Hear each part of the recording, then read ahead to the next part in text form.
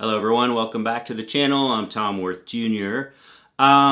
It's a beautiful Saturday morning here in late October, the second to the last weekend before the election, and things are moving in Trump's way, according to some polls. Of course, I don't put a lot of stock in, but this one's New York Times Siena, and it's got things really basically even on a national level, which again, we know it's nothing to do with reality. This is why I don't put a lot of stock in polls. I do put stock in actual early voting results by party registration. Republicans are doing better there as well. Not better than the Democrats, but doing better than they did last time around.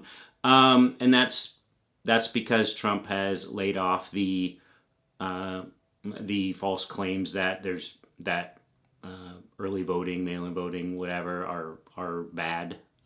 So it's amazing what you can do when your leader tells you, when he stops lying to you about something, they could actually get something done. Now, these are not people, I mean, it's not more votes for them. These are just people voting early rather than on election day. So you'll see the election day gap closed that the Republicans usually have.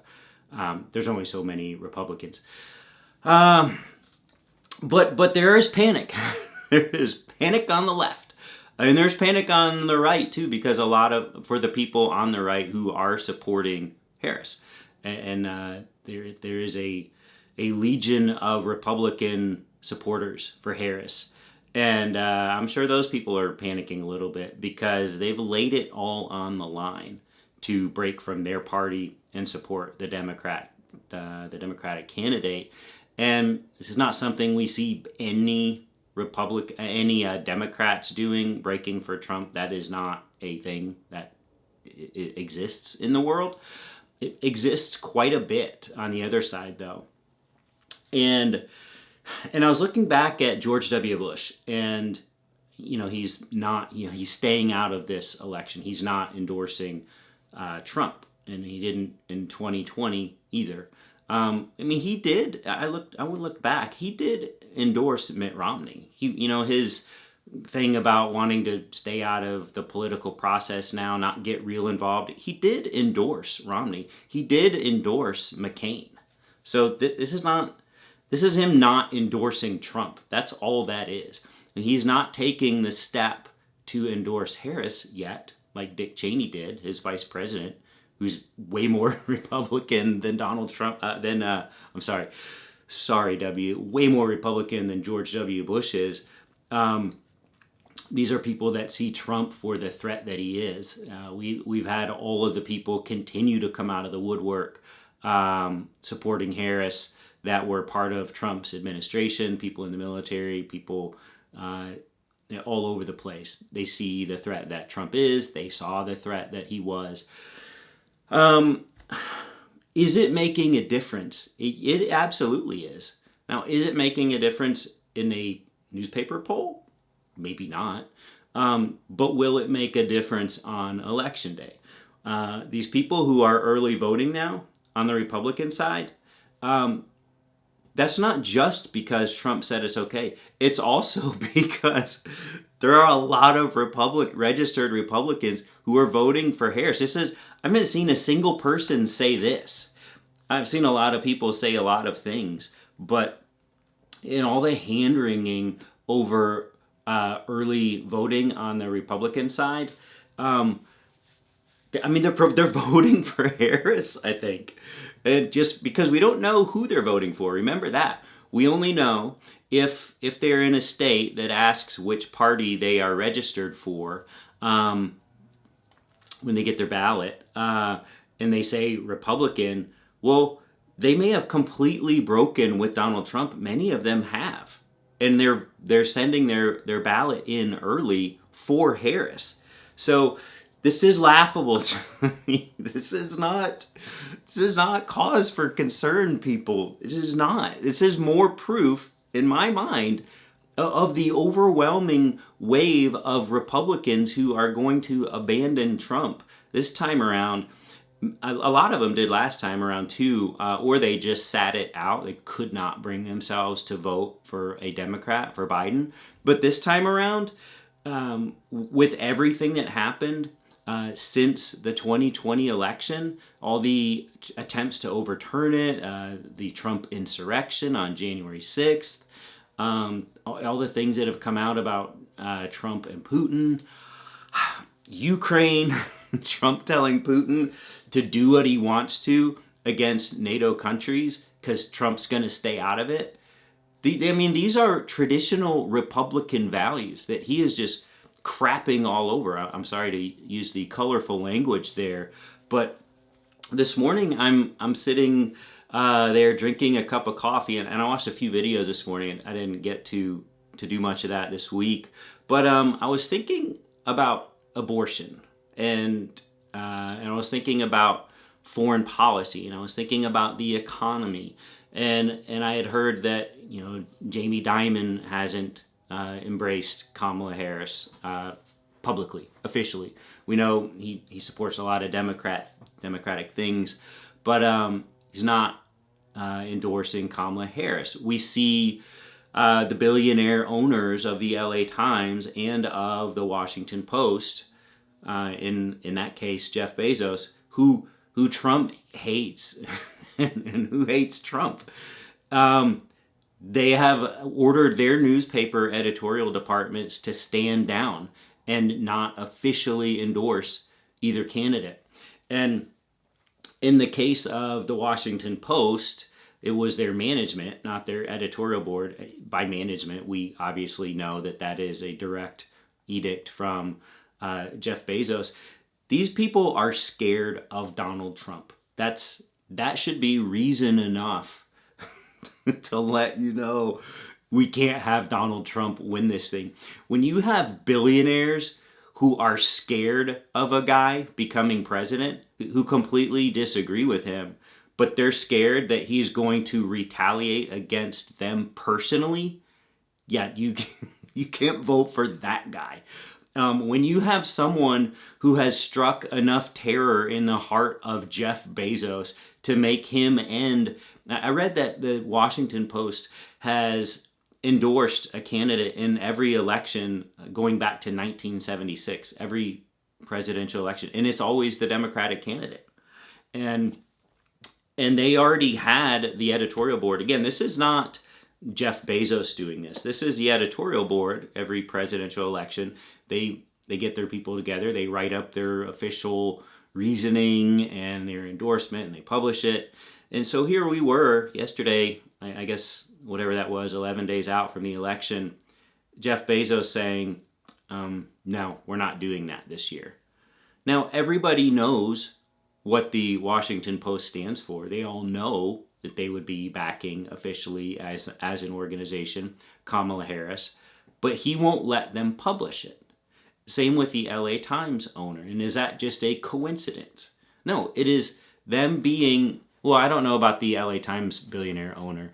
I do know about Bezos, though. I do know that he hates Trump and Trump hates him. And this is just, he's scared of Trump being elected. Doesn't mean he thinks he's going to be elected, but he's hedging his bets. This is something that people do, that human beings do. You hedge your bets. It's something that Elon Musk used to do. He's not doing that now. He's going all in for Trump because it's just the personal power game with him, the cabinet position he would have, the influence he would have throughout government for his own companies, for SpaceX and for Tesla and for Starlink. Speaking of Musk, I read that he also has talked with Putin. Trump's not the only one. And that Putin, this was back in 2022, Putin had asked Musk to not activate Starlink over Taiwan. This is the satellite-based internet connections that Musk's Starlink provides, as a personal favor to Xi Jinping. And Musk obliged. He didn't activate it. When American servicemen were over there in Taiwan, they noticed Starlink wasn't working. This was going back in 2022. So Musk will absolutely do that. Musk's Starlink is integral to Ukrainian communications, and there was a time when he shut that off at some point over Ukraine. Now it wasn't for very long, and I think it's been on, like it was on and it was off, and it's been on. This is something that when Vladimir Putin has you on speed dial, he calls and asks tells Trump to do something or tells Elon Musk to do something, they do it. So they are literally beholden to Vladimir Putin. And maybe you forgot what a monster Vladimir Putin is. Every political opponent of his, look into what happens to them, usually fall out of a hospital window or fall out of a high-rise hotel building window. There's a lot of window falling out of when you're an opponent of Vladimir Putin, or just shooting you out of the sky. In the case of the guy that headed Wagner, which was waging Putin's war for him in Ukraine, till they had a falling out, and then they kiss and make up. But next thing you know, the plane falls out of the sky, and the head of Wagner is dead. This is what happens with Putin opponents. You look at Navalny, his trying to fight for democracy in Russia. He leaves Russia. He gets poisoned in the airport. They treat to kill him, to assassinate him with the poison only the KGB uses, or whatever the offshoot of the KGB is now. And he gets to Germany, and they nurse him back to health against all odds. And he went back to Russia because he loves his country that much. He won't leave it just to Putin. And he knows that he's going to be killed if he returns to Russia, but he wants to go back to Russia. That's his home. He gets arrested soon as he lands in Russia and imprisoned and died in a prison camp, a labor camp up in the Arctic Circle. It just, he kills people who oppose him. But still people oppose him. His daughter, Navalny's daughter, went to college here in the U.S. She went to Stanford. And his wife is continuing the fight in his name. These are fearless people. And they're expected to just go on with their lives opposing a ruthless, murdering dictator who assassinates his opponents. So if you're a girl in college in the United States, you see this happening to your dad, what do? Well, you don't just sit there and hide and say nothing, which is what Jeff Bezos does, which is what so many people are doing, which is what George W. Bush is doing. Honestly, this pisses me off about him because he's such a great man. And yeah, he did bad things where hundreds of thousands of innocent people died. But those were misguided. Sorry, I'm not going to defend George W. Bush in the Iraq War. But I do know he is a good man with a good heart who makes mistakes, and those mistakes can be colossal. And this is a colossal mistake, not actively coming out in favor of Kamala Harris and sitting it out. Only he knows why he's doing that. It's not because he's scared of Donald Trump, unlike Jeff Bezos, and Mitch McConnell. But I do think it's an enormous mistake that stains his legacy, W's legacy, by not actively endorsing Kamala Harris. This is what we're up against. It still, as it always has, comes down to the gender gap. And this is where Kamala Harris is utterly annihilating Donald Trump. There are more women than men, and her gap among women is so huge. And this is what's going to carry the day on November 5th. This is what I believe. This is what helps me sleep at night. And as a pro-life person, it does not give me any comfort that the right to abortion, and really, I'm gonna take that back. The right to women's reproductive health, because this is what gets women so upset. Because it's not just, I mean, there are women past, there's all kinds of reasons why women are against this. And abortion can be a symbolic thing over just another way that men exercise power over their lives. And it doesn't really matter what it is. This is what women have always dealt with. And still here in late 2024, it's what women are having to fight against. It doesn't matter that it's abortion or women's health care rights. And I don't think, I'm not a woman, but to me, it is symbolic also of these are just men who are trying to control our lives, trying to control our existence, even over our very bodies. And this is what I think will turn women out, and this is what I think saves democracy in the United States here in a week and a half. This is what I'm hopeful for. This is what I fully expect to happen. Someone like George W. Bush is not getting it. Someone like Jeff Bezos is not getting it. Sure, there are economic things for Bezos, but he's got all the money in the world. He doesn't, I know rich people never have enough and they always want more. They want a tax break, whatever. He's getting all the breaks he would ever need to get, and he knows that. This is not about more money for him. This is about him being scared of Donald Trump possibly winning. And you would be smart if you're Bezos and you are just basing your decisions purely on yourself. If you have Donald Trump winning, what bad thing could happen to you if you actively endorse his opponent? Very bad things can happen to you. On the other hand, if you endorse no opponent and Donald Trump wins, or you endorse no opponent and Kamala Harris wins, either way, nothing bad is happening to you. So that's the rational choice to make, but it's not the responsible choice. It's not the good choice to make if you are someone with a lot of power and influence. You must stand up against this monster. And he's not even the one who does the endorsement. Everybody knows it's the editorial board of the Washington Post that actually does the endorsement. It's not the owner, but the owner, I don't know what he was told or threatened with if this went through, but this is not just a coincidence where, oh, we just happened to decide for the first time in almost 50 years that we're going to sit this one out a week and a half before the election. This is not the one you sit out, Jeffrey.